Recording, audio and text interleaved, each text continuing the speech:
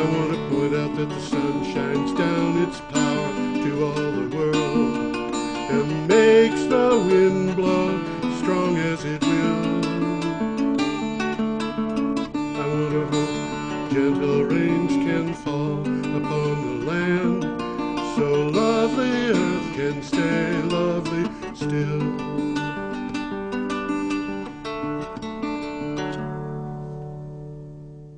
Good day, ladies and gentlemen. You are watching Energy Week with George Harvey and Tom Finnell. I'm George Harvey.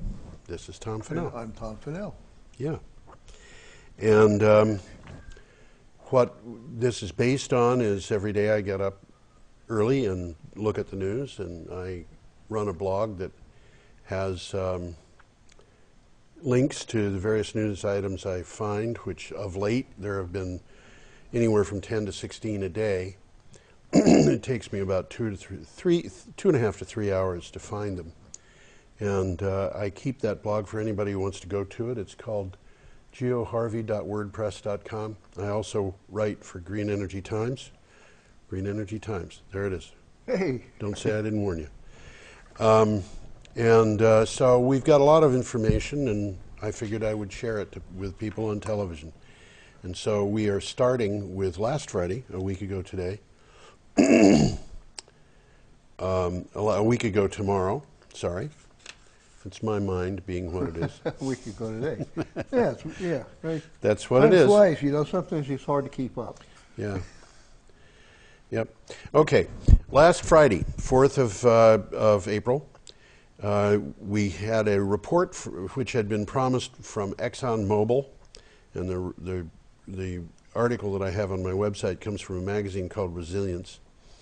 The report released by ExxonMobil shows how greenhouse gas emissions and climate change factor into its business model, and specifically what they're saying is that climate change and global climate policies are, in their words, highly unlikely to stop it from selling fossil fuels for decades to come.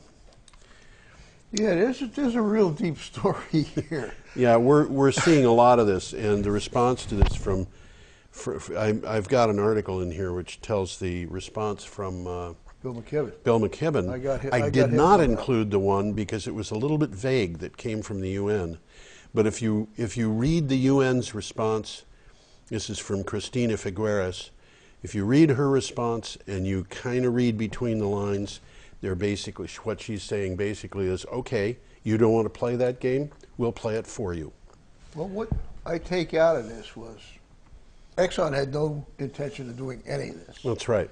And then some renegade stockholders made a big fuss at the meeting, apparently enough of a fuss for Exxon to turn around and say, well, we'll open the books a little bit and let you get a peek. Yeah, right. And then after all was said and done, they said, okay, guys.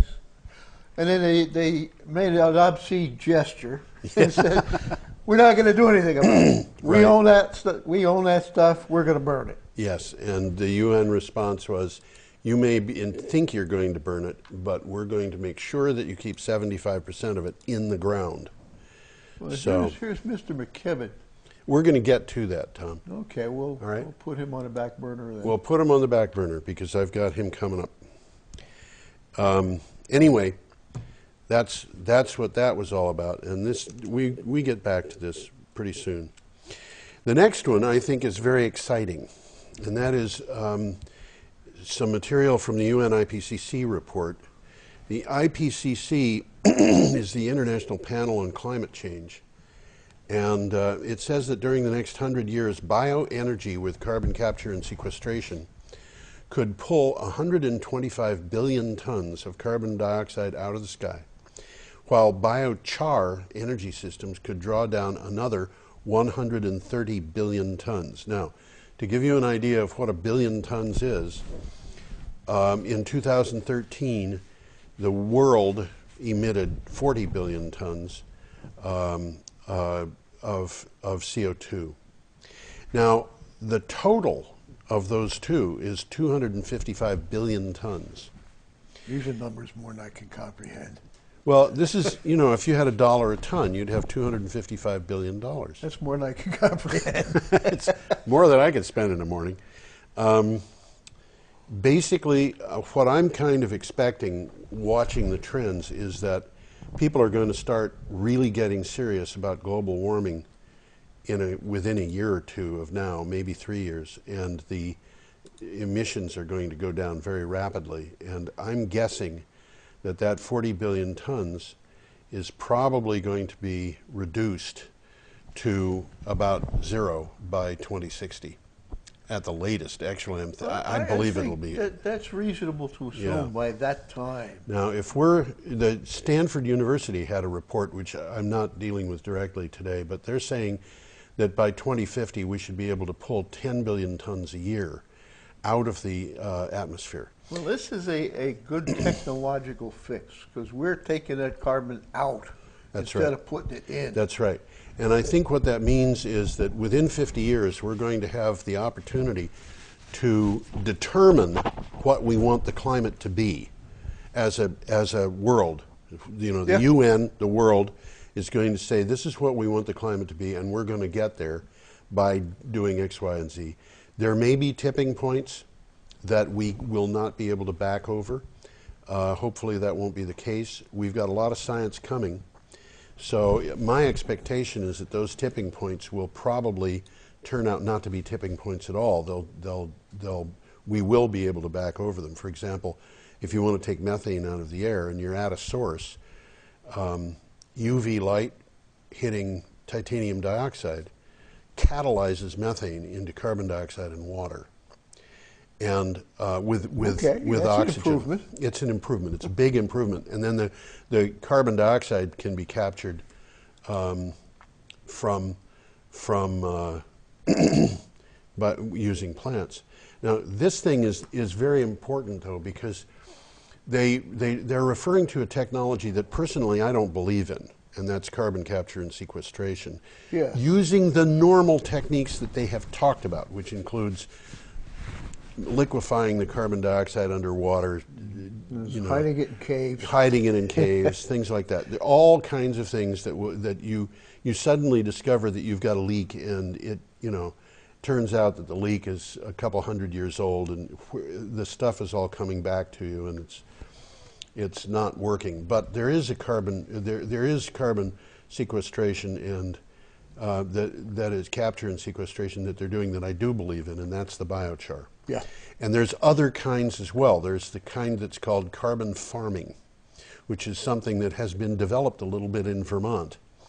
And the biochar, what you're doing in effect is you're taking a tree, cutting it up, or you're taking grass or whatever it is you're going to get char from, and you turn it into char. In the course of doing that, it emits a lot of tars, which are burned in a very highly controlled environment. And that's probably where you get your energy for the biochar. And then what you've got is charcoal made in a very specific way. You still see the grain of the wood in the charcoal if it's made from wood. And this produces a little block of charcoal that has a lot of pores in it. And when that is put in the ground, it is invaded by microbes. And that means that you've got microbes in there who are capturing nitrogen from the air, and they're converting it into nitrates that can be used by plants. So this becomes a permanent fertilizer. A soil enhancer. Soil enhancer. Yeah. It was invented by Indians in the Amazon 7,000 years ago. And it's interesting. Can't use that. Nobody's going to get royalties. You can use it. You can just produce it. It's like a lot of other things that people don't get royalties for, like charcoal or glass. Who invented glass? We use a lot of glass. Yeah. But the thing is, that means that you don't have to use fossil fuels to fertilize the soil, and the soil is built up. Now, that in itself is interesting, because if you look at the carbon harvest thing, are you familiar with that, Tom? Probably not. Right here in town. Carbon farming, not carbon. No, yeah. I'm not familiar with I'm glad you mentioned that, because otherwise I would have gone on about carbon harvest and you would have been sitting there. Carbon farming. Carbon farming is just the most beautiful thing.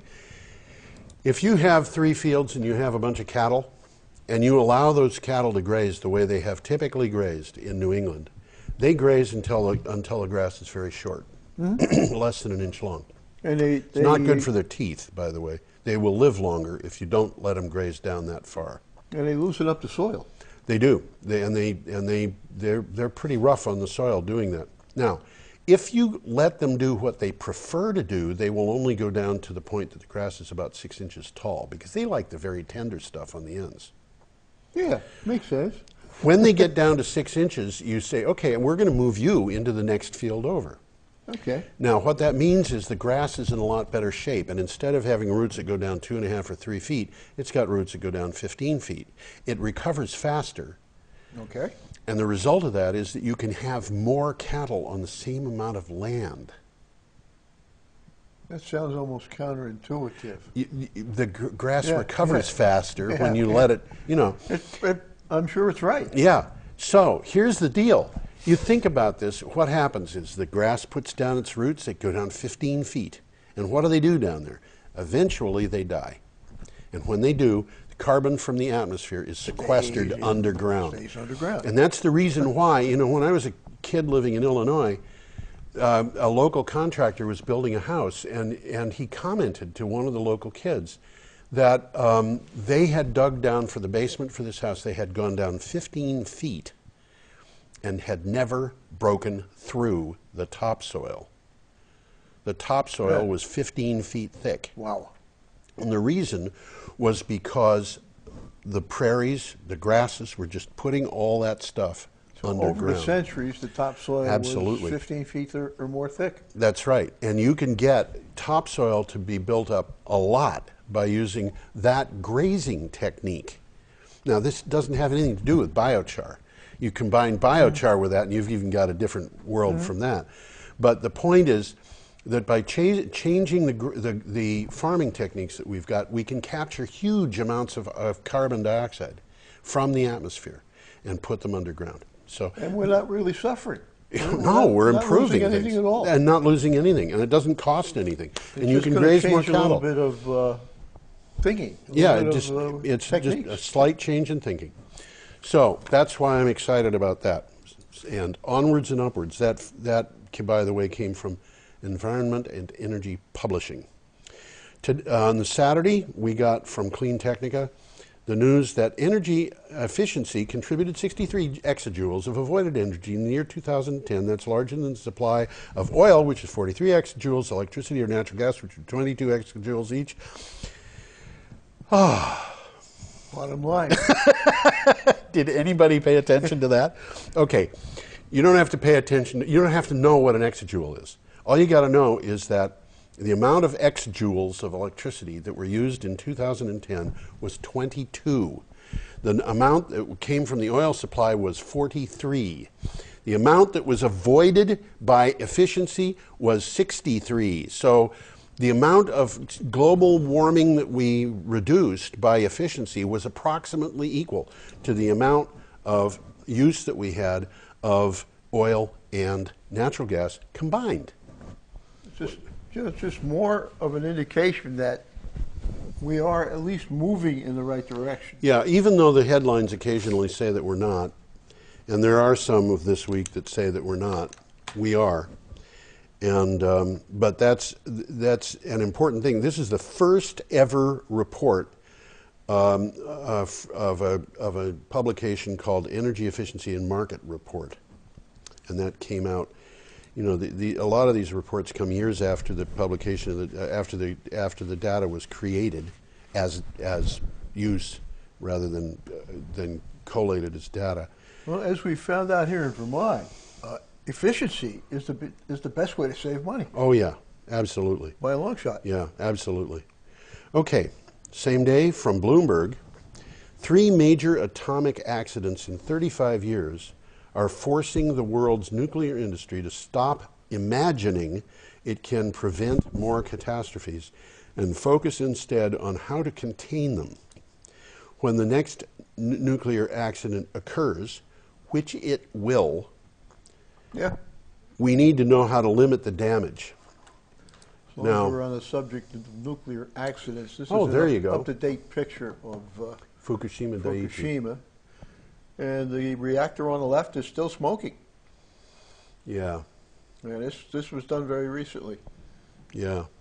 So it's going to be a long time before anything is cleaned up there. Yeah. A long, long time. We have 480 reactors in the world.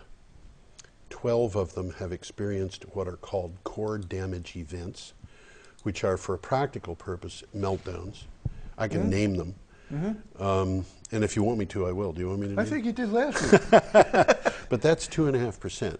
And with that batting record, you can expect another one at least, unless they close them all down before that, and I don't think it's going to happen. Okay, that was from Bloomberg. I mentioned that going on. Are we ready to go on? On the 6th, which is a Sunday, here we are again. Owners of at least 24 nuclear reactors across the United States will be required to undertake extensive analysis. This is in the order of, I think they said $6 million for each plant, of their structures and components, because they cannot show the reactors would withstand the most severe earthquake revised estimates say they might face.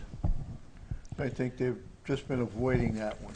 Well, you know, what it reminds me of is that Jimmy Carter closed down several nuclear power plants on the East Coast. Yeah. And you could almost feel, you know, the industry was almost palpably ready to attack him over that, because these plants were in places where earthquakes don't happen. Yeah. And that happened on a Friday, as I recall, and on Sunday, Maine Yankee got hit by an earthquake.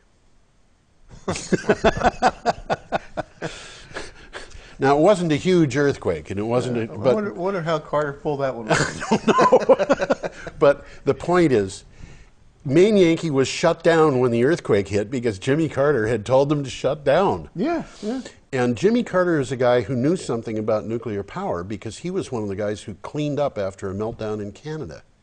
Well, that was his profession. He was a nuclear engineer. He was a Navy guy. He was a Navy guy. That's right. That's why he was there.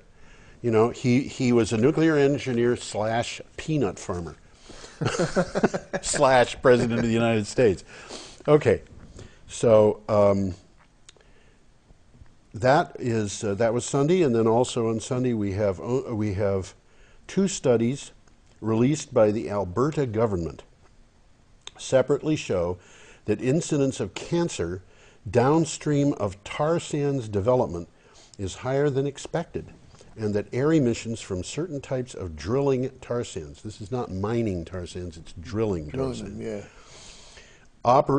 — drilling tar sands operation is likely to cause health problems. That sounds like fracking to me. I couldn't get some images to put up about it, but the people up there are getting sick. Yeah. The people who've been doing the mining have just been slash and burn. We'll fix it later.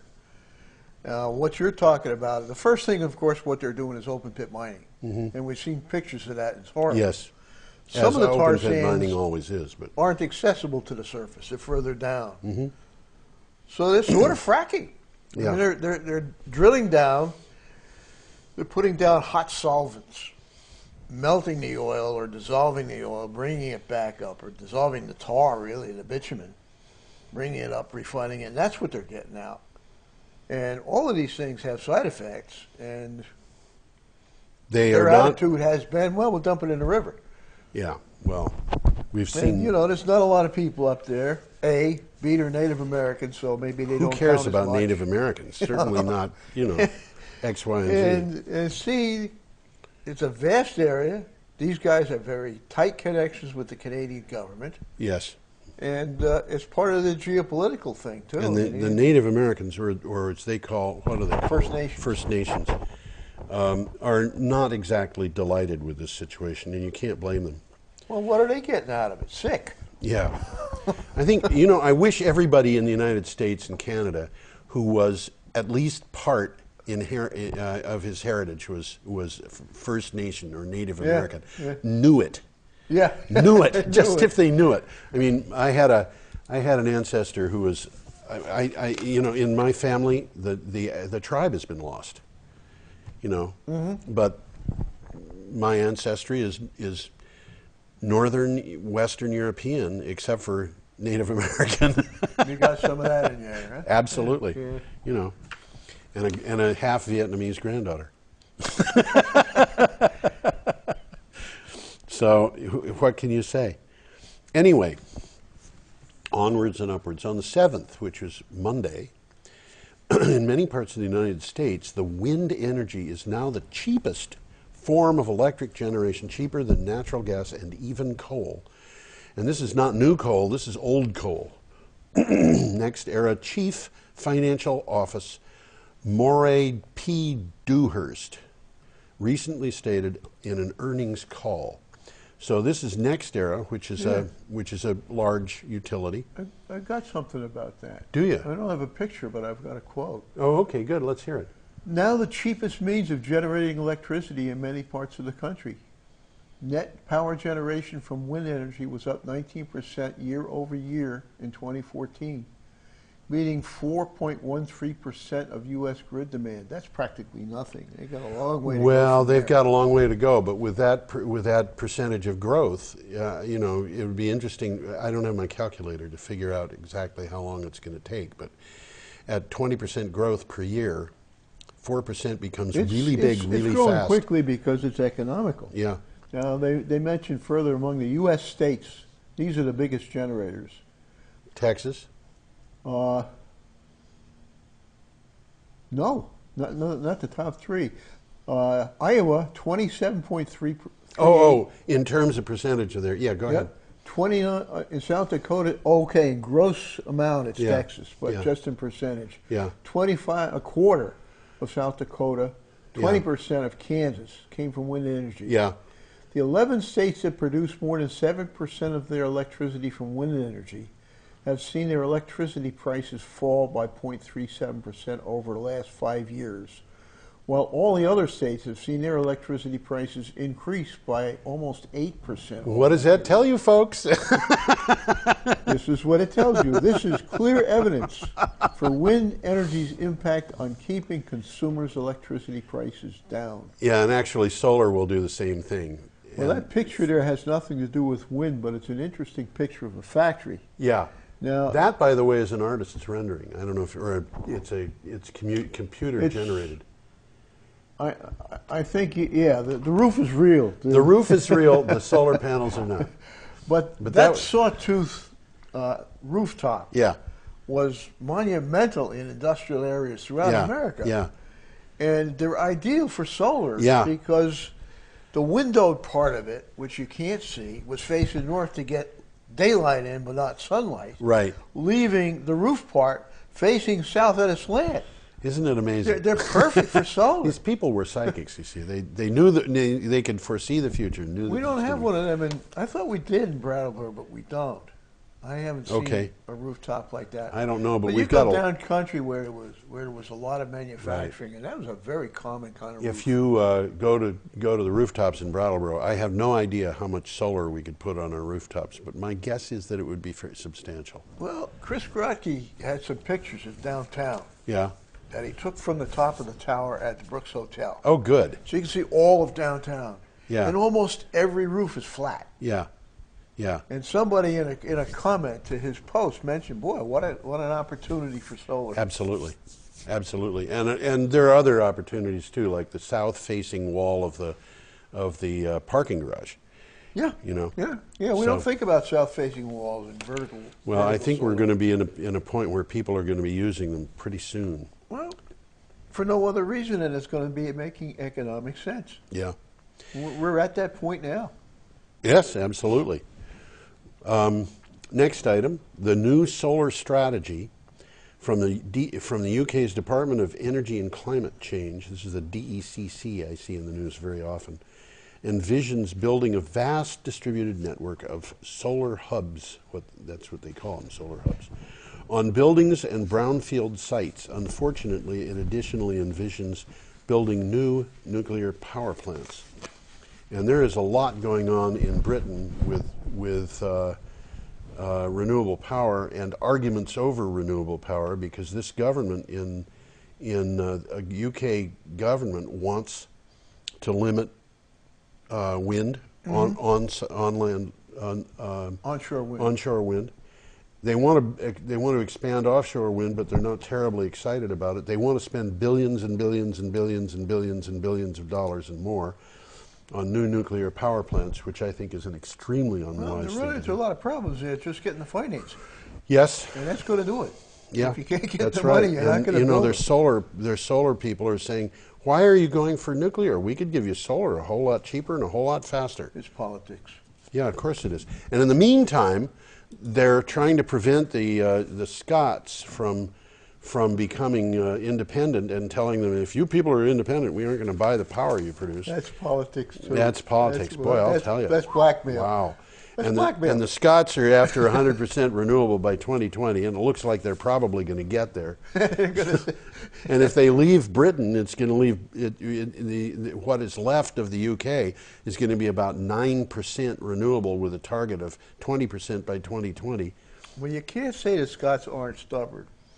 And they're likely to react to Britain's attempt to blackmail them by going in exactly the same way they reacted to Donald Trump. You know, what can you say to that?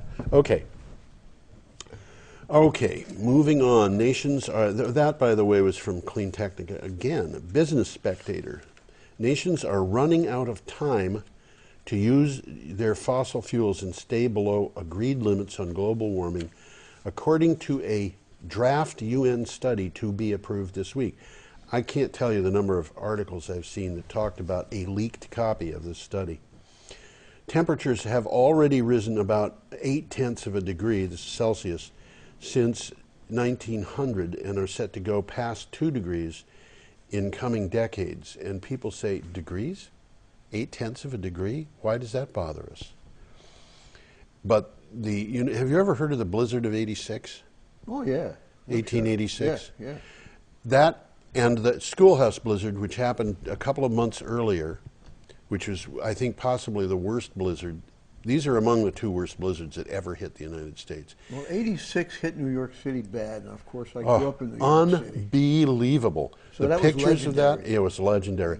And people were in terrible trouble, because many people who lived in tenements had depended on coal for their heat, Yeah. and they would buy coal with their groceries because they had no place to store it. And the coal was not being delivered. So for a period of about 2 weeks. So in the middle of the aftermath of a blizzard, they had no heat. And the snow in the middle of the streets in New York was 6, 8, 10 feet deep. Yeah. And there were no snowplows. They didn't have those in those days. And this was right after a blizzard that hit the Midwest called the schoolhouse blizzard, because it hit so suddenly that children were in school when it hit. And a lot of people died, particularly a lot of people in those schoolhouses. And it was just a very sad thing. That resulted from a world temperature change downward of 1 degree Fahrenheit. Is that so? Yes. Wow. This is what happens when you have start screwing around with it. We don't think much about the temperature change and its effect. No, but it's absolutely huge. Anyway, that was that. Okay, that the next is in the same day, and then we're getting back to ExxonMobil.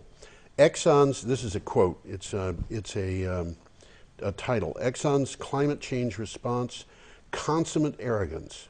That's the title. After ExxonMobil's uncharacteristically public response, that's Bill McKibben. There you are. To shareholder requests for information about the company's climate change mitigation efforts, climate activist Bill McKibben denounced its report as arrogant provocations. And, as one friend of mine says, they're going down! Yeah, there's Bill up there now. Bill is up there. This is what he said. This is a quote. We've never thought there was a small flaw in their business plan that could be altered by negotiation. We've always thought that their business plan was to keep pouring carbon into the atmosphere, and indeed, Exxon's statements are easy to translate. Now it's a quote of a quote. We plan on overheating the planet, and we think we have the political muscle to keep doing it, and we dare you to stop it. And now it's Bill McKibben talking. And they're right, unless we build a big and powerful movement that'll continue to dominate our political life and keep change from ever taking place. Well, Christiana Figueres is right there with Bill McKibben, and she's the head of the Climate Change Committee at the United Nations. And you know, I think what we're seeing here is a confrontation of a global scale. Really, it's a global scale confrontation between those people who want to have a future and those people who want the money now. Exactly. That's the best way to describe it. But anyway, we have to stop the things. And this is a quote that's related to that, and it's real quick. The window is shutting on a 2-degree target. Yeah. Well, Reuters. It's a quote from Reuters. Yeah. World powers are running out of time to slash their use of high-polluting fossil fuels and stay below agreed limits in global warming. A draft UN study to be approved this week shows. You've referred to that study already. Yeah, the IPCC study. Yeah, and that study has been up in the news over and over and over and over again. So, are we ready to move on? Yep. Okay.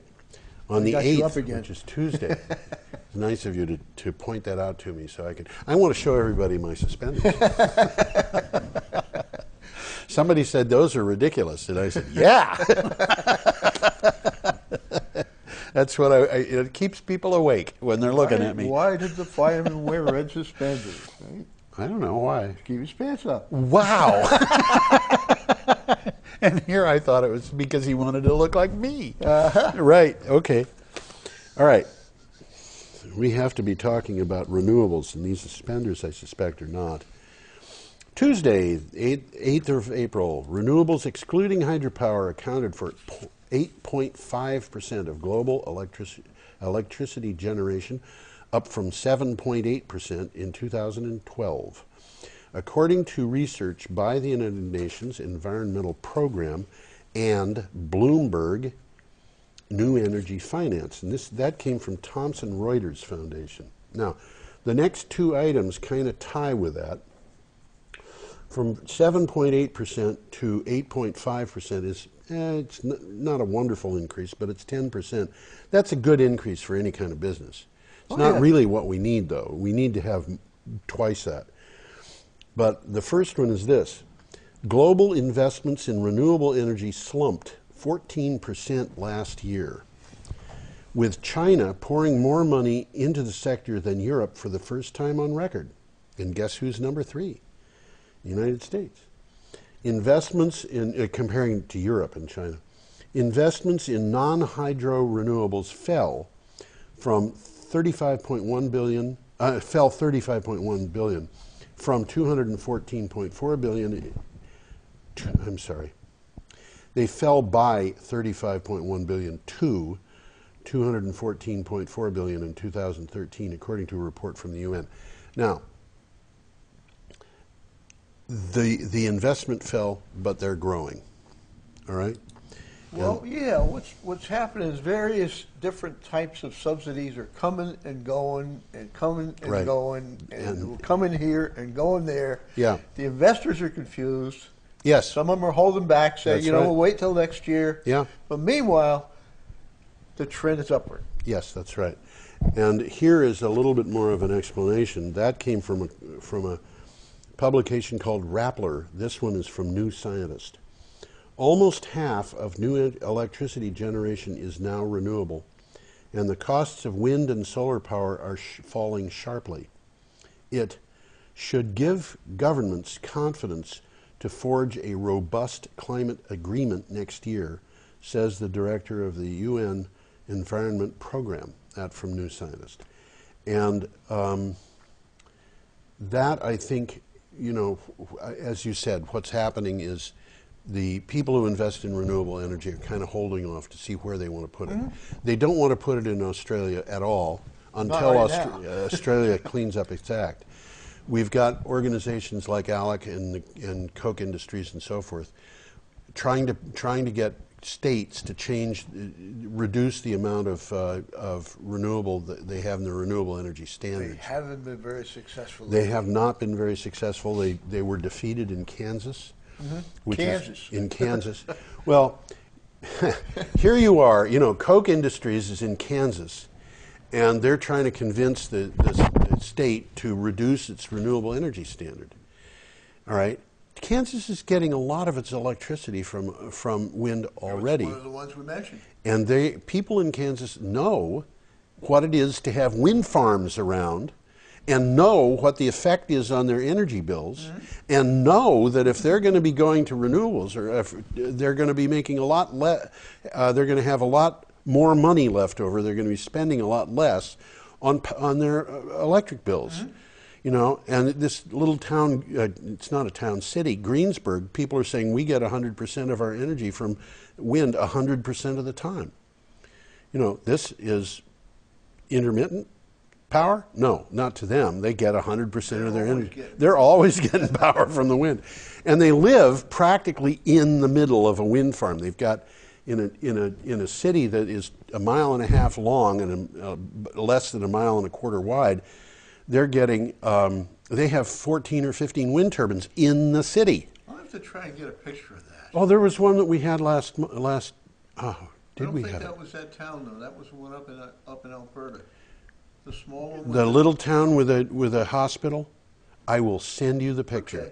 Because the wind turbine that runs the hospital is about 80 feet from the hospital door. It gives you a whole new picture of what a hospital quiet zone is. Those people in the hospital up all night. Oh yeah.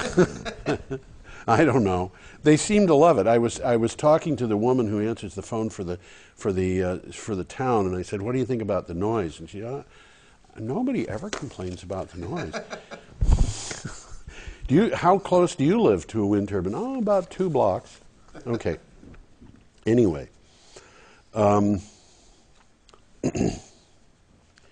let's see. That was the one from the New Scientist. A recent study from the National Renewable Energy Lab, which is called NREL, and Lawrence Berkeley National Laboratory specifically addressed the value of demand response. Now, this is really interesting.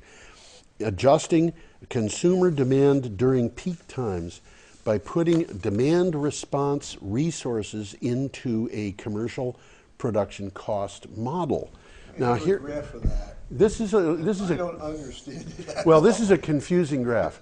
Those things at the bottom, I can't read it, but the things at the bottom of the graph, the colored parts, the red and the one on the very bottom, the purple one, is residential. Okay. The greenish one above that is industrial, non-manufacturing. Right. The blue one isn't labeled. Okay. Well, the dark blue one is municipal. Okay, and then I guess the top one is adding them together. Okay. Now you'll notice and maybe people can't really see except in the middle of the graph. That graph has spikes that just go up and down and up and down and up and down. Yeah, that's instantaneous. That's instantaneous. Is this a 24-hour period, Tom? I think it is. Oh, it's a yearly period. Well, there's a lot of big spikes and a lot of drops, and what they're saying in effect, and that thing that goes above it all, I think is the cumulative effect. Basically, the demand goes up and goes down very rapidly, and it will go up to a figure which is not quite double what it is at the low. Mm-hmm. And what this shows. And what they're saying in this demand response thing is, give you an example of how demand response works. In the future, we have a smart grid, and the grid says, okay, the current price of electricity to you is 24 cents, and you say, I don't want to pay 24 cents for electricity. Mm-hmm. The only thing I want to run at 24 cents is the LED over my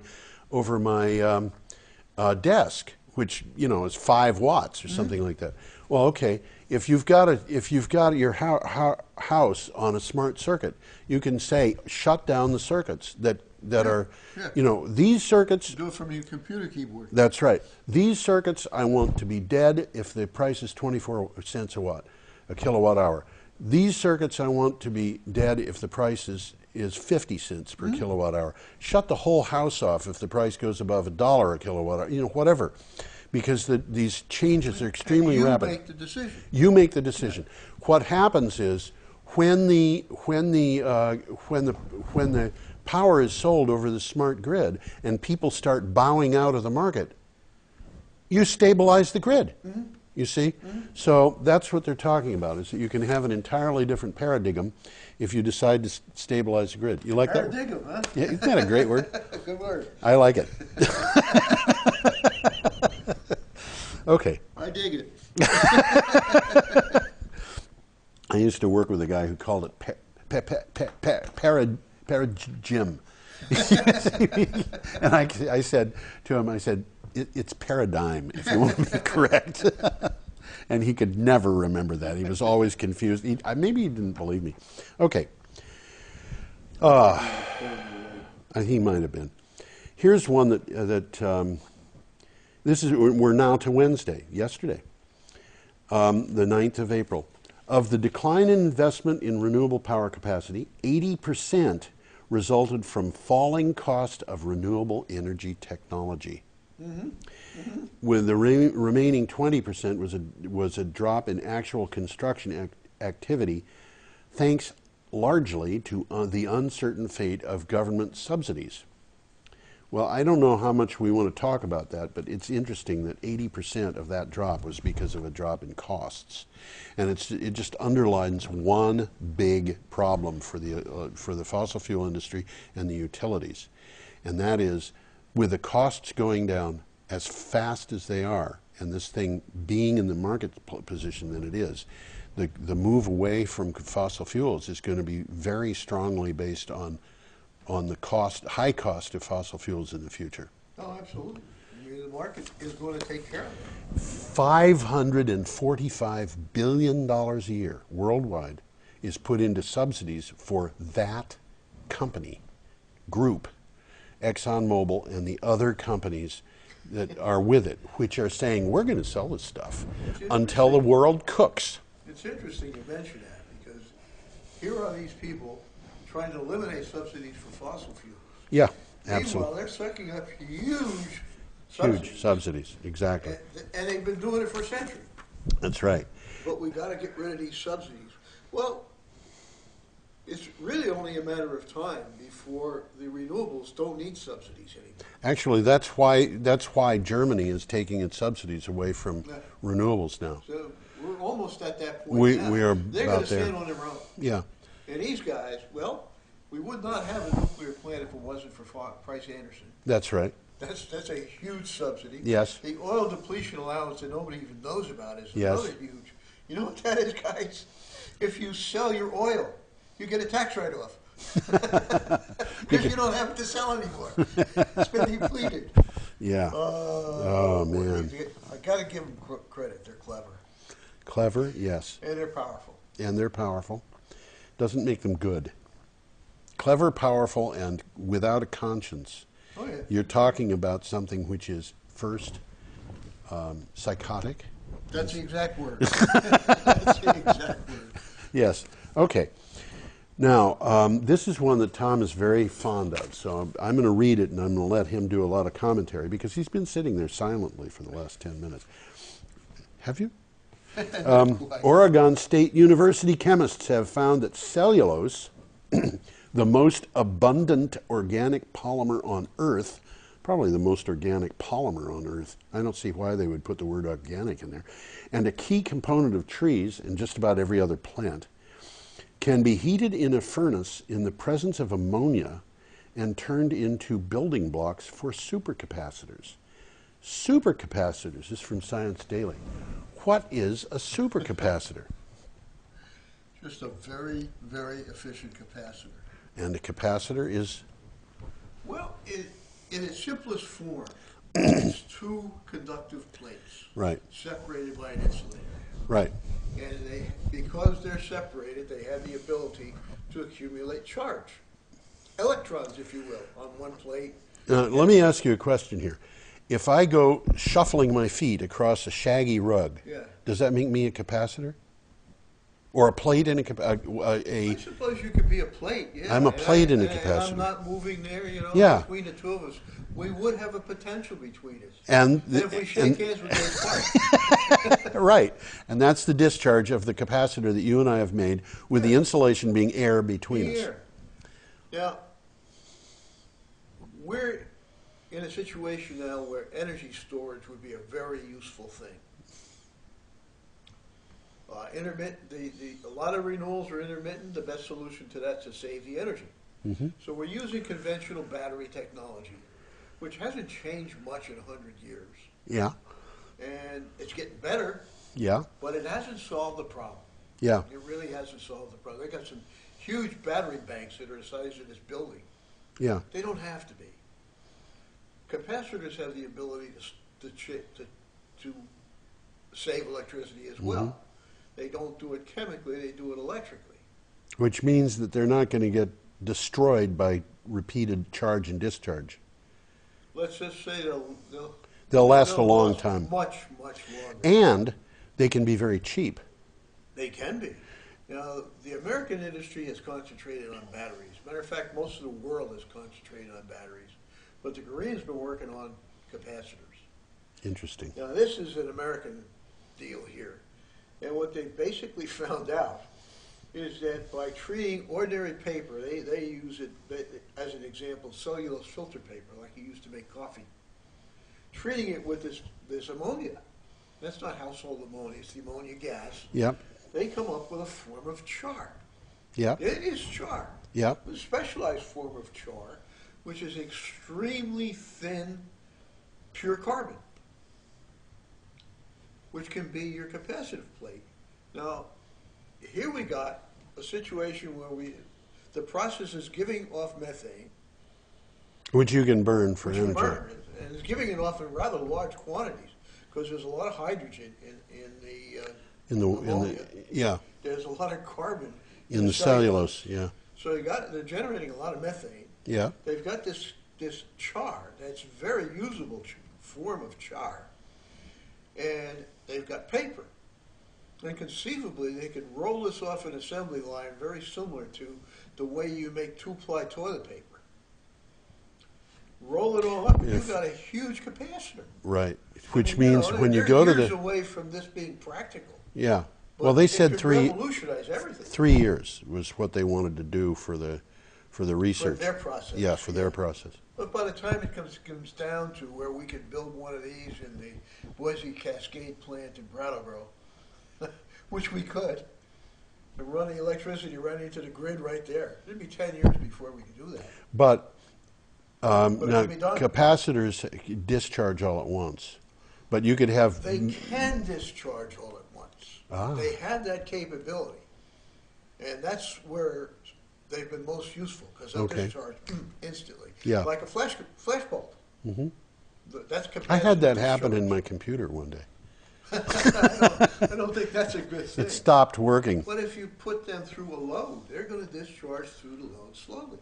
Okay. They don't have to discharge fast. Okay. So they can act pretty much like a battery They if they're can designed to act do like it. a battery. Okay. They can. Basically, a ordinary lead-acid battery can be considered to be a capacitor. They have things called electrolytic capacitors that are very much chemically the same as batteries. Okay. So they're not all that different. You know? Yeah. Okay. And so I'm looking at something like this as being capable of really revolutionizing the way we store energy and the way we produce energy. Well, one of the things that's interesting to me about this is they're talking about using carbon for this. And the carbon is not heavy. And carbon is not expensive. We're not talking about Nothing about this is Yeah, we're not talking about cadmium. We're not even talking about silicon. We're talking about carbon. And you know, one of the things that's interesting about this is that the process, this is going to be a very highly pure carbon, but the process of manufacturing these things is going to purify it. It's going to purify it. That's what makes this so attractive to me. This is such a simple concept. Yeah. I mean, it'll take a little while before they iron out all the And bugs. when you're done with your capacitor, you can just bury it and it'll be biochar. That's so true. I think the point that I'm making is we don't have big problems with this that I can see that would produce pollution.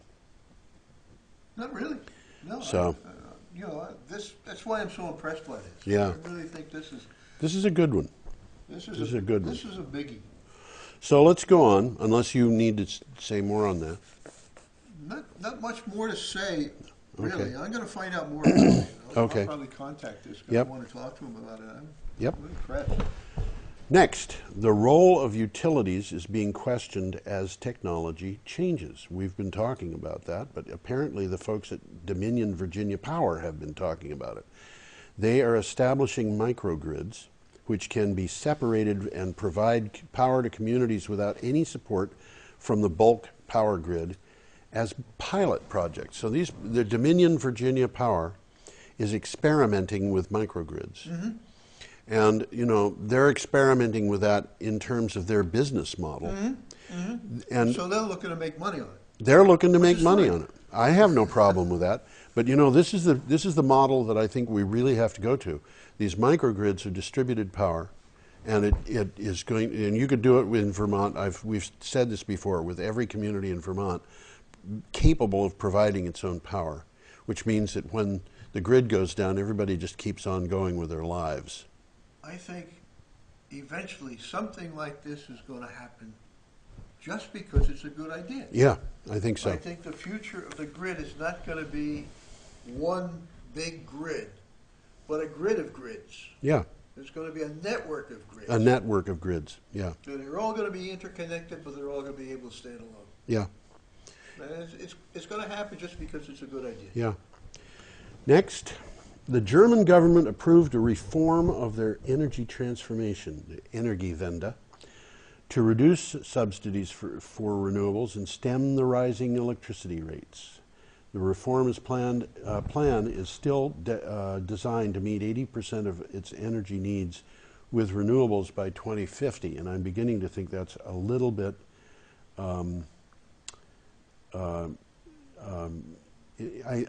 I think it could be more ambitious. It's a little bit unambitious. 80% by 2050 just strikes me as being something that is they can do it faster. Much, much faster. But something funny seems to be happening there because it makes sense. A lot of the Germans are putting up solar on the roofs. Yeah. So they're buying less electricity. Yes. So the electricity that's left, the power producers have to charge more for it. Yes. But these guys are buying less. That's right. So actually they're saving money. They're saving money. I suspect that maybe the electricity producers aren't passing on all the savings from the subsidies. I would guess. But it'll work itself out.